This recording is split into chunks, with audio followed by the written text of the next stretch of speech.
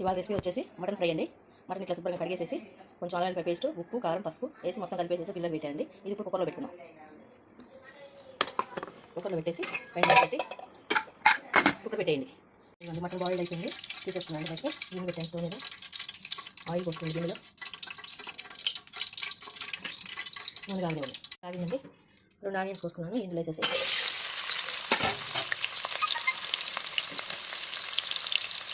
మంచిగా ఇది కలిపి టైం మిర్చి కూడా వేసేస్తుంది. కొంచెం కొత్తిమీర వేసుకోండి. మంచిగా కొంచెం పసుపు వేసుకోండి.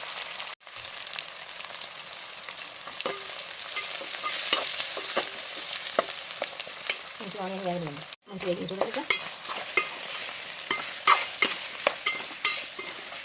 ఇందులో ఉప్పు కారం వేసుకోండి.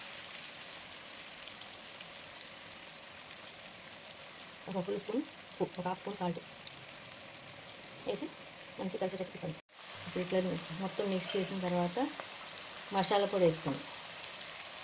మసాలా పొడిలో దాల్చిన చెక్క, యాలకులు, స్టార్ అనాస, మరాఠీ మొగ్గ, లవంగాలు వేసి మిక్సీ పట్టాయండి. ఆ మసాలా పొడి వేసి మొత్తం కలిపేటట్టు కలిపేసుకోండి. మొత్తం మిక్స్ అయ్యేటట్టు కలిపేయండి.